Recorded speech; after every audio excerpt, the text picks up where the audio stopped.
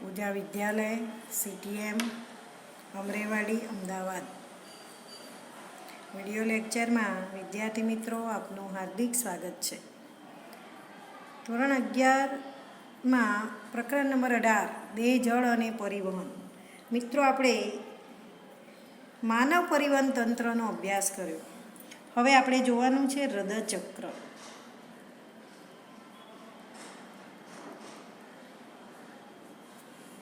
આપણે હૃદયચક્રની ચર્ચા કરવાની છે. હૃદય કેવી રીતે કાર્ય કરે છે તે આપણે જોવાનું છે. શરૂઆતમાં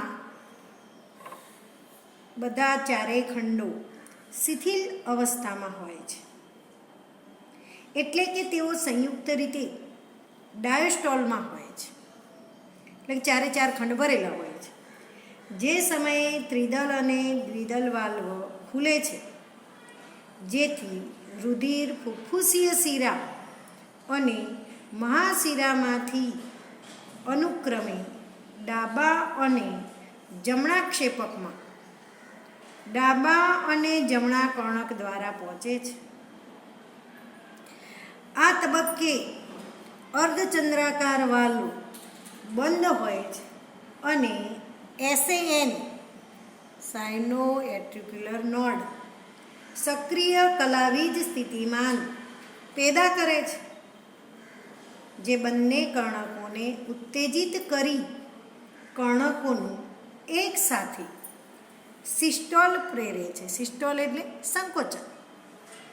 આ ક્રિયાથી રુધિરનો પ્રવાહ ક્ષેપકમાં આશરે 30% વધે છે.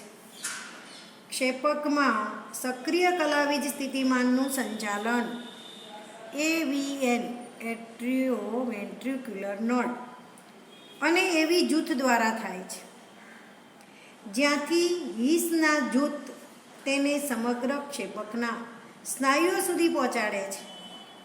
તેના કારણે ક્ષેપકના સ્નાયુમાં સંકોચન થાય છે. ક્ષેપક સિસ્ટોલ પામે છે. ક્ષેપકના સિસ્ટોલની સાથે સાથે કર્ણક ડાયસ્ટોલ પામે છે. ક્ષેપક સિસ્ટોલ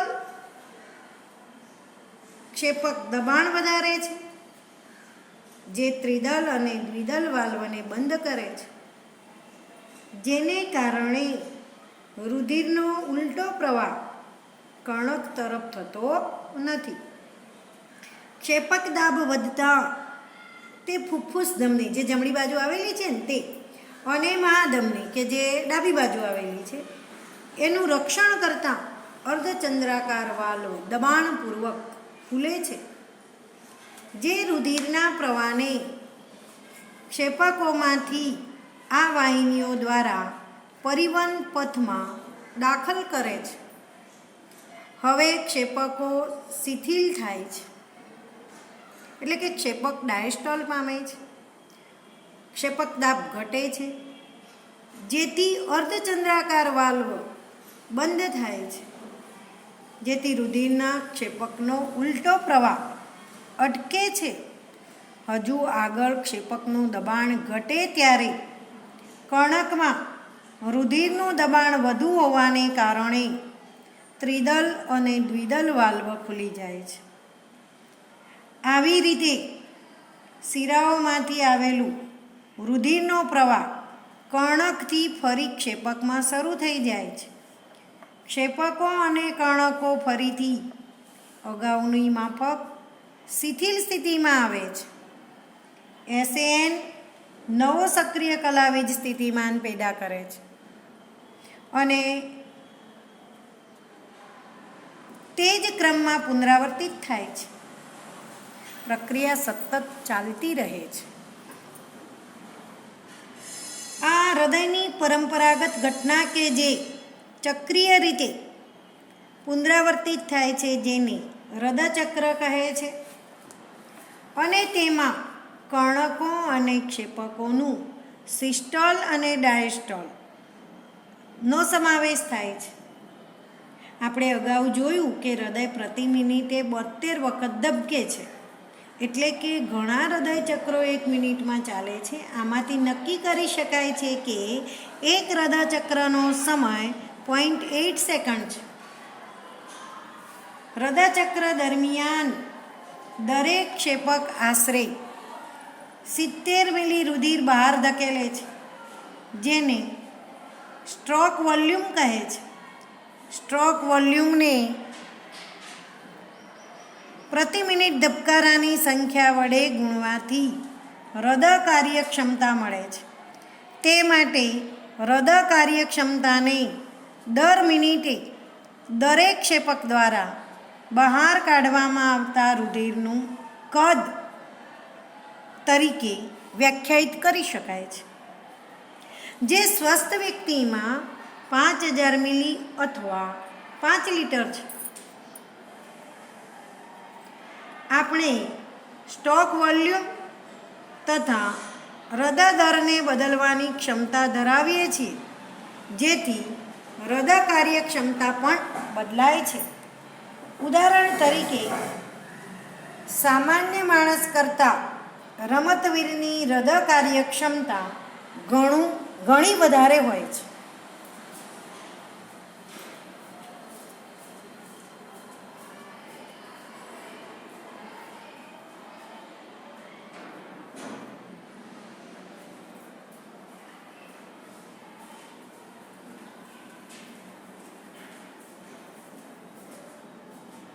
દરેક હૃદય ચક્ર દરમિયાન 2 મહત્વપૂર્ણ અવાજો ઉત્પન્ન થાય છે,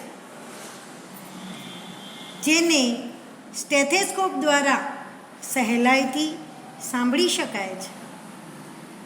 પ્રથમ હૃદયનો અવાજ જ્યારે જમણા કર્ણકમાંથી ક્ષેપકમાં, ડાબા કર્ણકમાંથી ડાબા ક્ષેપકમાં જ્યારે રુધિર આવતું હોય છે ત્યારે આપણે અવાજ એનો સાંભળીએ ને તો લબ અવાજ આવે છે. એટલે આપણે એવું કહી શકીએ કે પ્રથમ હૃદયનો અવાજ લબ એ ત્રિદલ અને દ્વિદલ વાલ્વના બંધ થવાને કારણે સંકળાયેલ છે. તો આપણે જોઈ ગયા જમણા કર્ણક, જમણા ક્ષેપક વચ્ચે કયો વાલ્વ છે? ત્રિદલ વાલ્વ. ડાબા કર્ણક ડાબા ક્ષેપક વચ્ચે કયો છે? દ્વિદલ વાલ્વ. એટલે ઉપરથી જ્યારે રુધિર નીચે ક્ષેપકમાં આવે ત્યારે આ બંને વાલ્વ શું થઈ જાય? બંધ થઈ જાય. ત્યારે કયો અવાજ આવે છે? લબ અવાજ આવે છે. જ્યારે બીજો હૃદયનો અવાજ ડબ આવે છે. હવે જુઓ, નીચે રુધિર આવ્યું છે ક્ષેપકમાં, તો હવે એને ઉપર જવાનું છે. અર્ધચંદ્રાકાર વાલ્વ, બંને બાજુ અર્ધચંદ્રાકાર વાલ્વ છે. તો હવે અર્ધચંદ્રાકાર વાલ્વ દ્વારા એ ઉપર જશે ત્યારે ડબ અવાજ આવે. તો આપણે કહીશું કે જ્યારે બીજો હૃદયનો અવાજ ડબ અર્ધચંદ્રાકાર વાલ્વના બંધ થવા સાથે સંકળાયેલ છે, તો આ અવાજો દાક્તરી નિદાનના ચિહ્નો છે.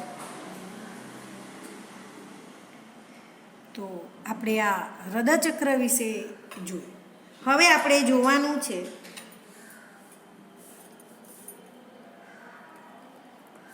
ઇસીજી, જેને આપણે ઇલેક્ટ્રો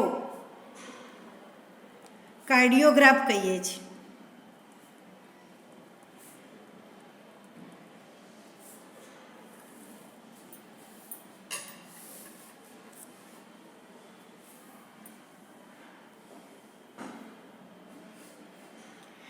જ્યારે કોઈ બીમાર વ્યક્તિ હૃદયઘાતના કારણે મશીન ઉપર રાખવામાં આવે છે, એટલે કે મોનિટરિંગ સાધન એની ઉપર રાખવામાં આવે છે, ત્યારે તમે વોલ્ટેજ ફેરફારના આધારે પીપ પીપ પીપ પી એવો અવાજ આવે છે. એ તમે સાંભળ્યું હશે. આ પ્રકારના સાધન ઇલેક્ટ્રોકાર્ડિયોગ્રાફ મેળવવા કરવામાં આવે છે. ઇસીજી એ હૃદયચક્ર દરમિયાન હૃદયની વિદ્યુત પ્રક્રિયાઓનું રેખાંકિત આલેખન છે. યોગ્ય ઇસીજી મેળવવા દર્દીને મશીન સાથેના 3 ઇલેક્ટ્રિકલ લીડને એટલે કે આપણા બંને કાંડા અને ડાબી બાજુની પગની ઘૂંટી જોડીને હૃદયની ગતિવિધિનું સતત અવલોકન કરવામાં આવે છે. હૃદયક્રિયાઓના વિસ્તૃત મૂલ્યાંકન માટે ઘણા લીડ્સ એટલે કે તારને છાતીના ભાગે જોડવામાં અથવા તો ચોંટાડવામાં આવે છે. તો આપણને અહીંયા સ્ટાન્ડર્ડ ઇસીજી જોવા મળશે. ઇસીજીનો દરેક ઉન્નત પીથી ટી અક્ષરોથી ઓળખવામાં આવે છે, જે હૃદયની વિશિષ્ટ વિદ્યુતીય ક્રિયાવિધિ સાથે સંકળાયેલ છે. પી તરંગને કર્ણકની વિદ્યુતકીય ઉત્તેજના ના રૂપે રજૂ કરવામાં આવે છે, જે બંને કર્ણકોને સંકોચન તરફ દોરી જાય છે.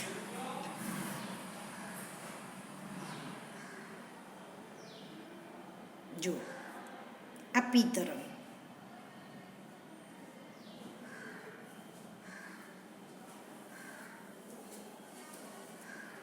પી ક્યુ આર અને આ એસ.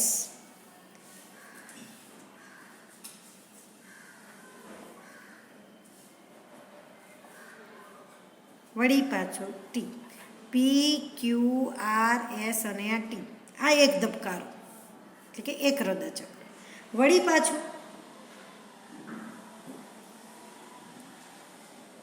શું આવશે? પી. વળી પાછું ક્યુ આર એસ. વળી પાછું શું આવશે? એસ. તો આ પ્રમાણભૂત ઇસીજીની રેખાંકિત રજૂઆત છે. તો ક્યુઆરએસ સંકુલ ક્ષેપકોના વિધ્રુવીકરણને રજૂ કરે છે. QRS જે શું સૂચવે છે? ક્ષેપકોના વિધ્રુવીકરણને રજૂ કરે છે, જે ક્ષેપકના સંકોચનને શરૂ કરાવે છે. આ QRS એ શું સૂચવે છે? ક્ષેપકનું સંકોચન. સંકોચન ક્યુ તરંગ બાદ તુરંત જ શરૂ થાય છે અને તે સિસ્ટોલની શરૂઆતનો સંકેત કરે છે. તો ટી તરંગ ક્ષેપકોની ઉત્તેજનામાંથી સામાન્ય સ્થિતિ એટલે પુનઃધ્રુવીકરણમાં પાછા આવવાની સ્થિતિ રજૂ કરે છે, જે ટી તરંગનો અંત સિસ્ટોલની સમાપ્તિ સૂચવે છે. તો દેખીતી રીતે જ આપણે જોઈએ તો ચોક્કસ સમય મર્યાદામાં ક્યુઆરએસ સંકુલોની સંખ્યા ગણવાથી એક વ્યક્તિનો હૃદય સ્પંદન દર પણ કાઢી શકાય છે. અલગ અલગ વ્યક્તિઓની ઇસીજી સંરચના આપેલ લીડ એટલે કે તારની ગોઠવણી એ લગભગ સરખી હોય છે. આના આકારમાં કોઈ પણ વિચલન, અનિયમિતતા અથવા રોગની શક્યતાનું નિદર્શન કરે છે. આ કારણે તેનું ચિકિત્સામાં ખૂબ જ મહત્ત્વ છે. તો ઇસીજી એ અગત્યની થિયરી છે. ત્યાર પછી આપણે જોવાનું છે બેવડું પરિવહન.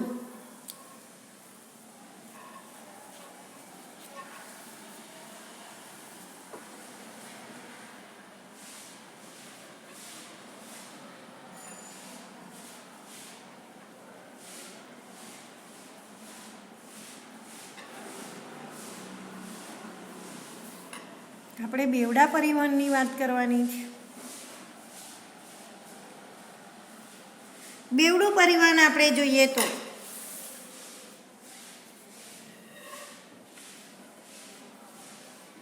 રુધિર વાહિનીઓના ચોક્કસ માર્ગ દ્વારા વહન પામે છે, ધમનીઓ અને શિરાઓ મારફતે.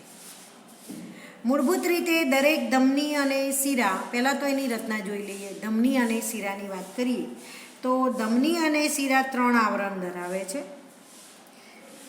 અંદરનું જે આવરણ જે છે, જે લાદીસમ અંતચ્છદનું બનેલું છે, જેને આપણે ટ્યુનિકા ઇન્ટિમા કહેવામાં આવે છે. ત્યાર પછી સરળ સ્નાયુ અને સ્થિતિસ્થાપક તંતુઓનું બનેલું મધ્યસ્તર આવેલું છે, જેને આપણે આ મધ્યસ્તર છે કે જે સરળ સ્નાયુઓનું બને, આ સૌથી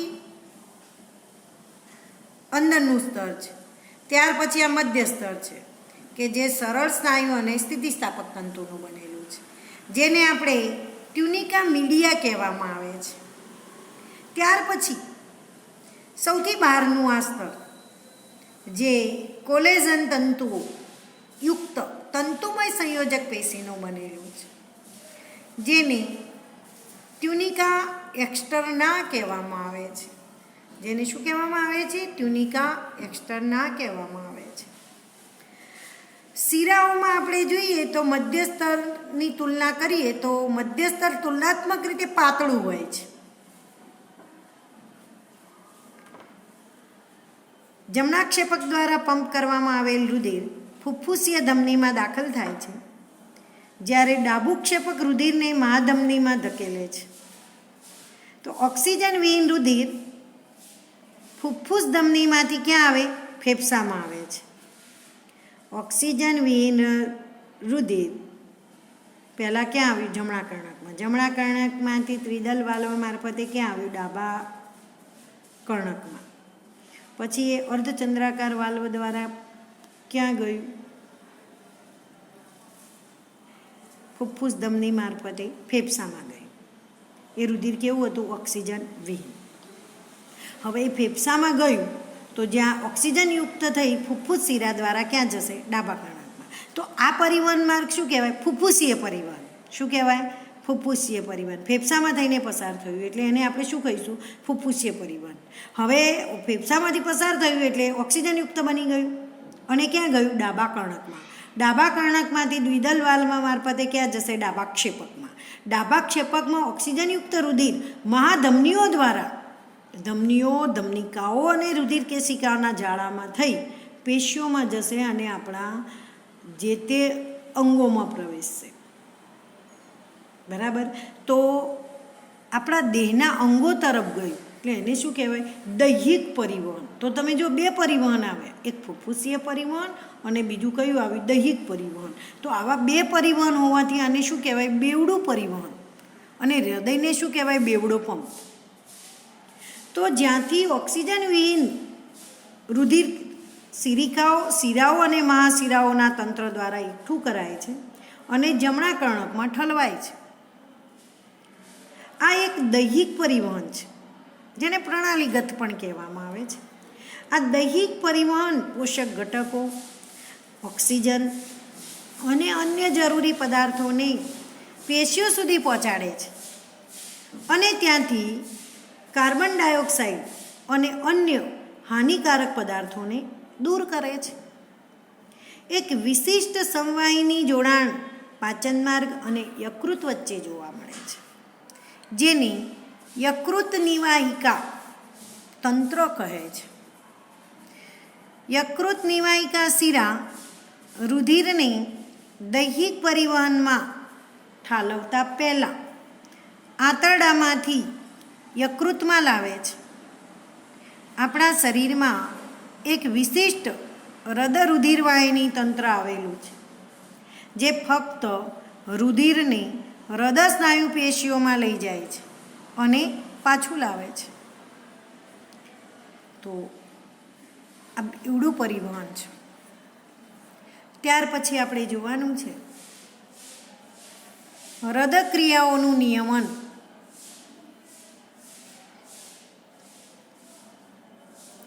હૃદયની સામાન્ય ક્રિયાઓ આંતરિક રીતે નિયમન પામે છે, એટલે કે વિશિષ્ટ સ્નાયુઓ એટલે કે ગાંઠ પેશી.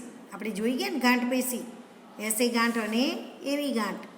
ગાંઠ પેશી દ્વારા સ્વયં નિયમન પામે છે, એટલે હૃદયને માયોજેનિક કહેવામાં આવે છે. પરીક્ષામાં પૂછાય છે હૃદયને માયોજેનિક કહેવામાં આવે છે. કારણ આપો.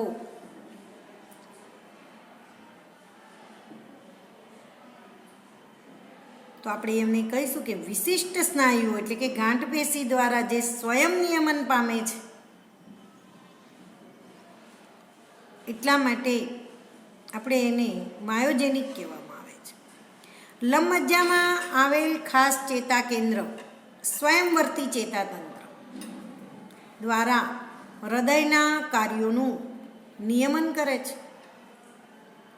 અનુકંપી ચેતાઓ એ ચેતા સંદેશાઓ દ્વારા હૃદયના સ્પંદનોનો દર, ક્ષેપક સંકોચનનું બળ અને તેથી હૃદય કાર્યક્ષમતામાં વધારો કરે છે.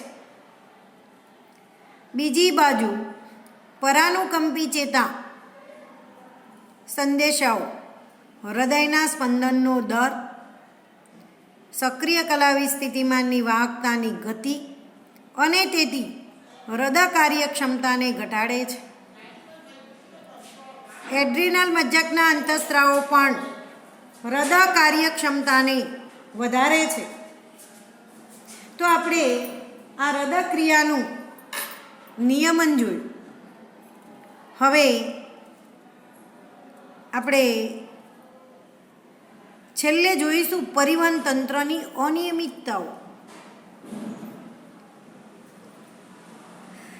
પરિવહન તંત્રની અનિયમિતતામાં એક અનિયમિતતા છે જેને ઉચ્ચ રુધિર દાબ કહીએ છીએ, જેને હાઇપરટેન્શન કહેવામાં આવે છે, હાઈ બ્લડ પ્રેશર.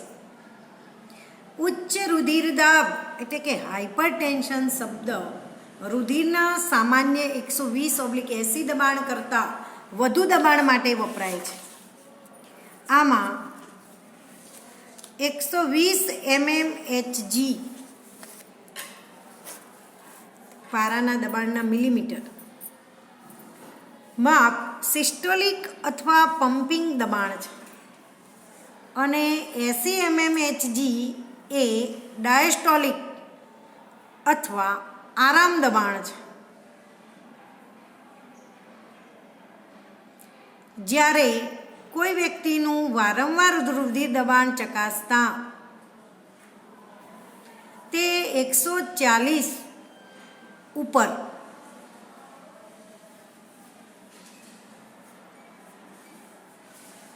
એટલે કે 140 અને પેલું 120/80 જોઈએ એની જગ્યાએ 140/90 અથવા વધુ હોય તો તે હાઇપરટેન્શન પ્રદર્શિત કરે છે.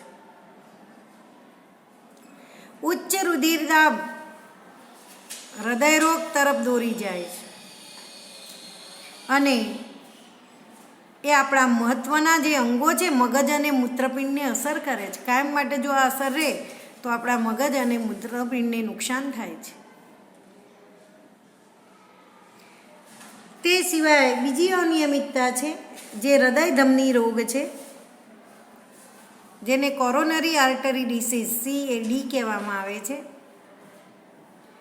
એથેરોસ્ક્લેરોસિસથી પણ જાણીતા કોરોનરી આર્ટરી ડિસીઝમાં હૃદય સ્નાયુઓને રુધિર પુરવઠો પહોંચાડતી રુધિર વાહિનીઓને અસર થાય છે, જેમાં કેલ્શિયમ, ચરબી, કોલેસ્ટેરોલ અને તંતુમય પેશીઓની જમાવટ ધમનીઓના પોલાણમાં ઘટાડો પ્રેરે છે. ત્રીજું છે એન્જાઇના. તેને એન્જાઇના પેક્ટોરિસ પણ કહે છે.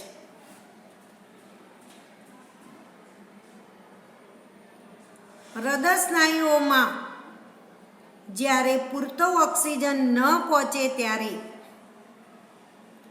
છાતીમાં તીવ્ર દુખાવો થાય છે. તે તેનું લક્ષણ છે. એન્જાઇના કોઈપણ ઉંમરના પુરુષ અને સ્ત્રીને થઈ શકે છે, પરંતુ મધ્ય ઉંમર અને મોટી ઉંમરનાઓમાં તે વધુ સામાન્ય છે. તે રુધિર પ્રવાહને અસર કરતી પરિસ્થિતિથી થાય છે. એ સિવાય ચોથી અનિયમિતતા છે હાર્ટ ફેલર એટલે કે હૃદયનું નિષ્ફળ જવું. હૃદયનું નિષ્ફળ જવુંનો અર્થ હૃદયની એવી સ્થિતિ કે જેમાં શરીરને જરૂરિયાત મુજબનું રુધિર અસરકારક રીતે પહોંચાડી શકતું નથી.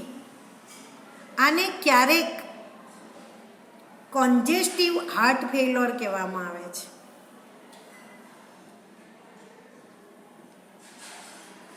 કારણ કે આ રોગનું એક મુખ્ય લક્ષણ ફેફસામાં રુધિરનો ભરાવ થાય છે.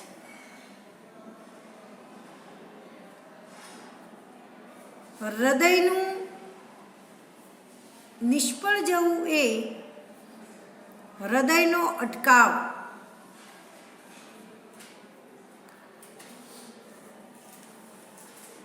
અથવા હૃદયનો હુમલો, એકાએક હૃદયના સ્નાયુ એકાએક રુધિરના અપૂર્વતા એટલે કે અપૂરતા પુરવઠા દ્વારા નુકસાન પામે છે. એના જેવું નથી. હૃદયનું નિષ્ફળ જવું એ હૃદયનો અટકાવ એટલે કે હૃદય બંધ થઈ જવું, હૃદયનો હુમલો, જ્યારે હૃદયના સ્નાયુ એકાએક રુધિરના અપૂરતા પુરવઠા દ્વારા નુકસાન પામે છે, એવું નથી. તો અહીંયા આપણે જોઈએ તો હૃદયની અનિયમિતતાઓમાં ઉચ્ચ રુધિરદાબ, હૃદય ધમની રોગ, એન્જાઇના, હૃદયનું નિષ્ફળ જવું, આટલી અનિયમિતતાઓ આપણને અહીંયા આપેલી છે. તો મિત્રો, અહીંયા આપણે આ ચેપ્ટરની અંદર માનવ પરિવહન તંત્રને અનુલક્ષીને આપણે હૃદયચક્ર, ઇસીજી, ઇલેક્ટ્રોકાર્ડિયોગ્રાફ, બેવડું પરિવહન, હૃદયક્રિયાઓનું નિયમન અને પરિવહન તંત્રની અનિયમિતતાઓ વિશે જોઈએ. અને આ ચેપ્ટર આપણું અહીંયા પૂરું થાય છે.